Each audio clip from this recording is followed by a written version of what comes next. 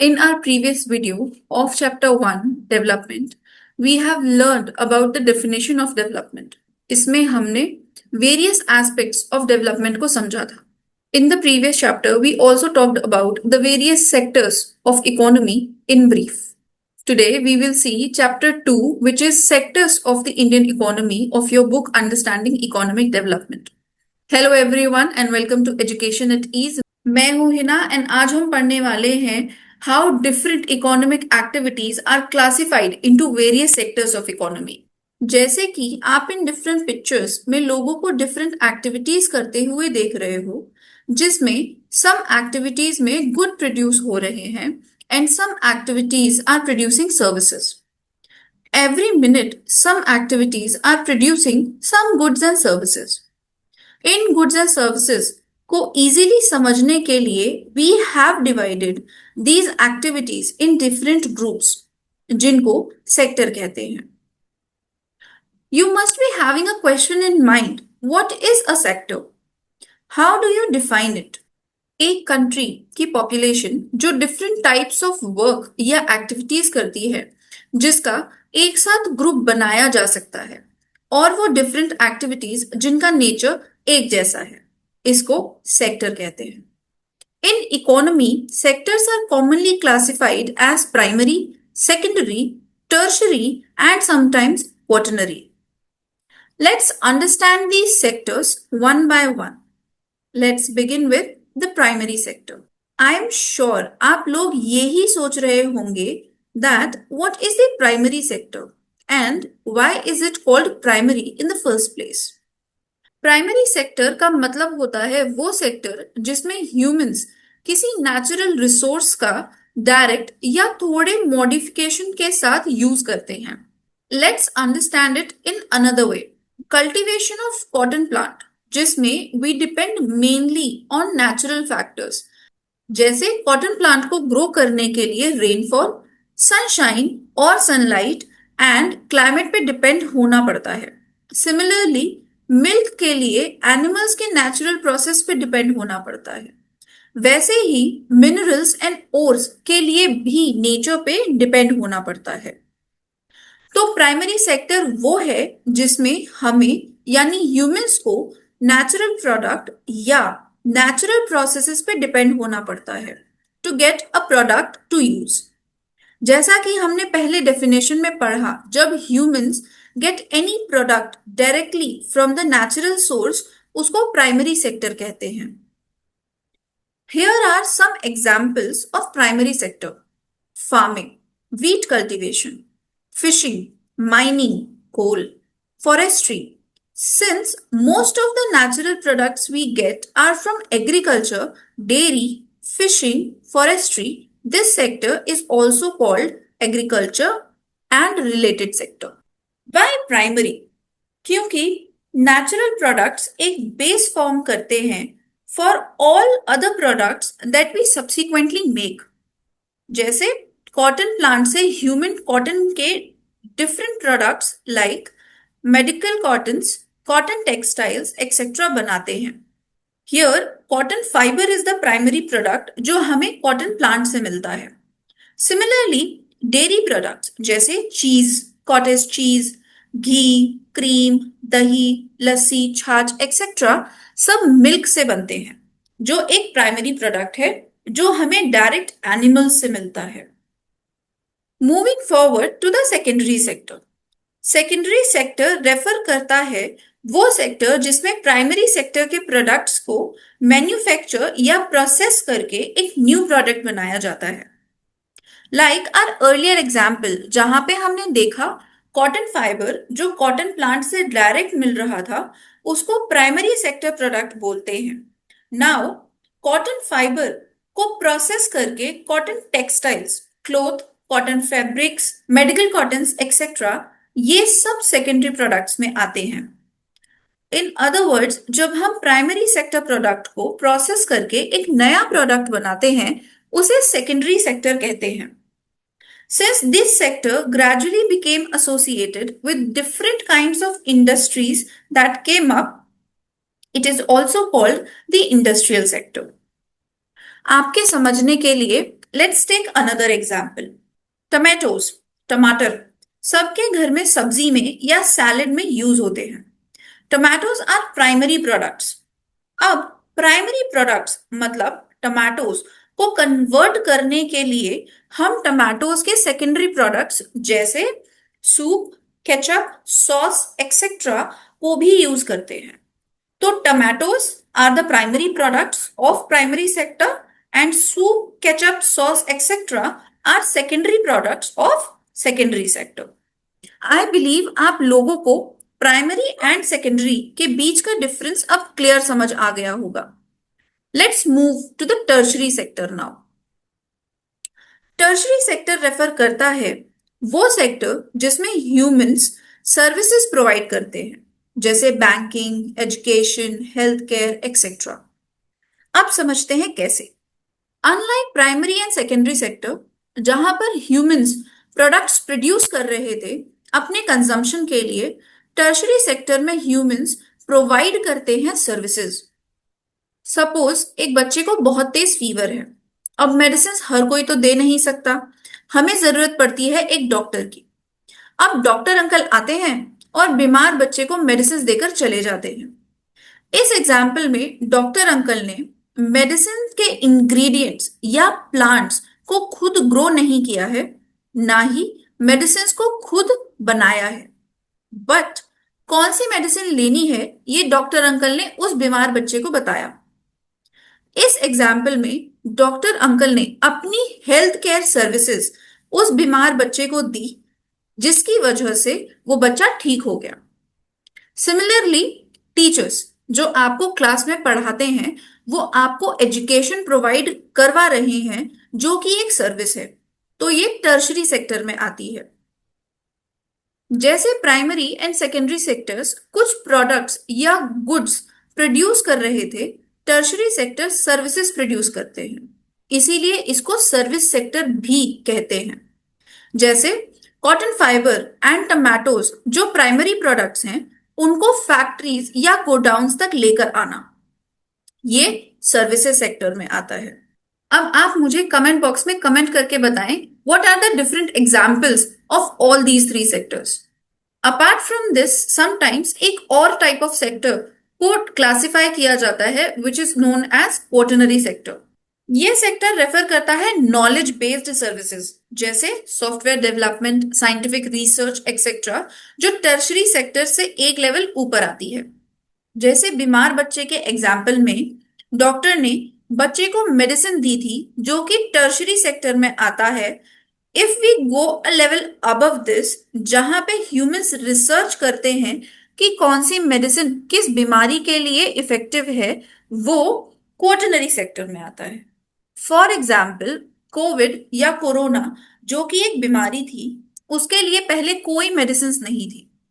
But जब Covid पूरे world में फैल गया तब साइंटिस्ट्स ने रिसर्च की जिससे पता चला कि कौन सी मेडिसिन इफेक्टिवली कोविड को क्योर कर रही है एंड वैक्सीन्स भी बनाई थी। Similarly if you see different countries launch their different space missions जो मून पर, मार्स पर या डिफरेंट अदर प्लैनेट्स पे जाते हैं एंड वहां की इंफॉर्मेशन कलेक्ट करके लाते हैं जो कि different agencies and scientists use करते हैं फॉर रिसर्च। ये क्वॉटरनरी सेक्टर में आते हैं। हर sector economic development and employment में एक मेजर रोल प्ले करता है जो कंट्री की ओवरऑल इकोनॉमिक ग्रोथ को सपोर्ट करता है। Moving ahead with the chapter, अब हम तीनों सेक्टर्स को कंपेयर करते हैं। All the three sectors have a large number of products produced by various activities.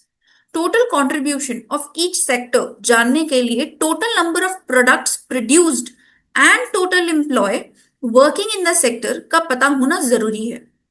But the question is how these products and number of employees will be counted. इस issue को overcome करने के लिए economist ने suggest किया considering the total value of the products and services rather than counting the number of products and employees. Suppose 10,000 kgs of wheat है जिसको 20 rupees per kg के प्राइस पे सेल किया गया है। The value of wheat will be 2 lakh. Similarly, 5,000 coconuts का value if they are sold at a rupees 15 per coconut will be rupees 75,000. इस तरह से value of goods and services in the three sectors are calculated and then added up. In this calculation एक बात आप लोगों को ध्यान रखनी है, दैट इज सारे प्रोडक्ट्स एंड सर्विसेज काउंट नहीं होंगे, बस final goods and services count होंगे to calculate the contributions of each sector. For example, there is a farmer जिसने वीट सेल किए एक फ्लोर मिल को फॉर ₹20 पर केजी, एंड वो मिल उन गेहूं को पीस कर उनका आटा बनाती है और एक बिस्किट कंपनी को सेल कर देती है फॉर ₹25 पर केजी. अब वो बिस्किट कंपनी उस आटे को यूज करती है बाकी एक्स्ट्रा मटेरियल्स जैसे शुगर एंड ऑयल के साथ to make biscuits, and biscuit packets को सेल करती है टू द कंज्यूमर्स यानी कस्टमर्स को for ₹80, which is ₹20 per packet. Now you must be thinking, if biscuits are the final products and बस final products को ही count करना है तो फार्मर्स को पूरा प्राइस मिलना चाहिए, बिकॉज वीट तो फार्मर्स ने ही ग्रो किया है. Here comes the concept of intermediate goods. Intermediate goods refer करते हैं वो गुड्स जो अभी फाइनल स्टेज में नहीं आए हैं, जैसे कार जो कि फाइनल गुड है, उसको बनाने के लिए स्टील का यूज होता है. Here steel is intermediate good. Tyres जो कि फाइनल गुड है, उसको बनाने के लिए rubber is an intermediate good. जैसे बिस्किट्स वाले एग्जाम्पल में आटा, गेहूं, sugar and oil intermediate goods थे and biscuit were the final goods. एक और क्वेश्चन आपके माइंड में आ रहा होगा, जब काम सभी कर रहे हैं तो बस फाइनल गुड्स की वैल्यू ही क्यों काउंट की जा रही है, इंटरमीडिएट गुड्स की वैल्यू क्यों नहीं काउंट की जा रही? Answer to these questions are, final goods की वैल्यू में इंटरमीडिएट गुड्स की वैल्यू ऑलरेडी काउंट हो जाती है. जैसे बिस्किट के प्राइस ₹80 में आटे का प्राइस ₹25 ऑलरेडी काउंट हो गया है. इसका रीजन है, अगर हम सारे फाइनल गुड्स के साथ साथ इंटरमीडिएट गुड्स की वैल्यू भी ऐड करेंगे तो एक फाइनल गुड को बनाने में जितने भी इंटरमीडिएट गुड्स यूज हुए हैं उनका प्राइस मल्टीपल टाइम्स कैलकुलेट होगा, जिससे गवर्नमेंट के पास एक्यूरेट वैल्यू का डेटा नहीं पहुंच पाएगा, एंड इसीलिए फाइनल गुड्स का वैल्यू ही कैलकुलेट किया जाता है. हर एक सेक्टर जो भी final goods and services produce करता है, उनका total value in a particular year उस पर्टिकुलर सेक्टर का टोटल प्राइस बताता है, एंड सभी सेक्टर के फाइनल गुड्स एंड सर्विसेज के टोटल प्रोडक्शन वैल्यू का sum gross domestic product of a country बताता है. इंडिया में ये काम कौन सी मिनिस्ट्री करती है, ये आप लोग बताओगे मुझे कमेंट बॉक्स में. Going ahead to the next segment of our chapter, let's understand the difference between GDP and GVP, which is Gross Domestic Product and Gross Value Added. क्योंकि ये हायर क्लासेस का कॉन्सेप्ट है तो हम अभी इन दोनों के बीच का बेसिक डिफरेंस समझेंगे. जीडीपी रेफर करता है total value of all the final goods and services जो एक कंट्री की बाउंड्री के अंदर प्रोड्यूस होता है in a specific time period. On the contrary to this, GVA में हम टोटल वैल्यू में से इंटरमीडिएट गुड्स का वैल्यू माइनस कर देते हैं. Coming back to different sectors जो हम इस चैप्टर में डिस्कस कर रहे हैं, come and let's see history of these sectors contribution. कैसे हम प्राइमरी सेक्टर से secondary sector and secondary sector से टर्शरी सेक्टर पे डिपेंड हो गए. Initially the primary sector was the most important sector of economic activity in development. जैसे जैसे farming and agriculture के मेथड्स चेंज होते गए, वैसे वैसे एग्रीकल्चर सेक्टर प्रॉस्पर होता गया, जिसकी वजह से क्रॉप्स का प्रोडक्शन एंड फूड का प्रोडक्शन पहले इंक्रीज हुआ. इसकी वजह से अदर एक्टिविटीज जैसे art and craft, trading, buying and selling increase हो गई। Not only this but transporters, administrators, army etcetera जैसी एक्टिविटीज में भी ज्यादा लोग इन्वॉल्व होने लगे। However, at this stage, ज्यादातर गुड्स जो प्रोड्यूस होते हैं वो नेचुरल प्रोडक्ट्स थे जो प्राइमरी सेक्टर से आते थे and most people were also employed in this sector. जब प्राइमरी सेक्टर फुल्ली ग्रो कर गया तब लोग सेकेंडरी सेक्टर पर मूव कर गए and this did not happen overnight but took more than 100 years, especially because new methods of manufacturing were introduced. Factories came up and started expanding. अब जो लोग पहले फ्रांस में खेती करते थे उनको लार्ज नंबर ऑफ फैक्ट्रीज में काम करने के लिए फोर्स किया गया। क्यों और कैसे आप हिस्ट्री के चैप्टर्स में पढ़ोगे। क्योंकि फैक्ट्रीज बल्क में या ज्यादा मात्रा में गुड्स प्रोड्यूस करती हैं तो फैक्ट्री मेड प्रोडक्ट्स चीप भी होते हैं, जिसकी वजह से secondary sector gradually became the most important in total production and employment.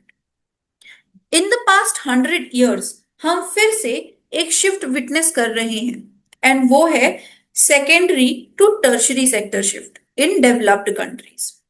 The service sector has become the most important in terms of total production. Most of the working people are also employed in service sector. Since it's a big chapter, तो मैंने इस chapter को parts में divide किया है जिससे आप concepts की अंडरस्टैंडिंग इजीली डेवलप कर सकें। आई होप जो कॉन्सेप्ट्स मैंने इस वीडियो में कवर किए हैं आपको वो समझ आ गए होंगे एंड अब आपको यह चैप्टर पढ़ने और समझने में इजी लगेगा। अगर आपको लगता है मुझे किसी स्पेसिफिक टॉपिक पे वीडियोस बनाने चाहिए तो आप प्लीज कमेंट बॉक्स में कमेंट करके मुझे बताइए। मैं कोशिश करूंगी कि जल्दी से जल्दी उस टॉपिक पर वीडियो बना सकूं। That's all for today and I'll see you in my next amazing video. Till then, keep shining and smiling. This is me, Hina, signing off for today. See ya. Don't forget to subscribe. Bye.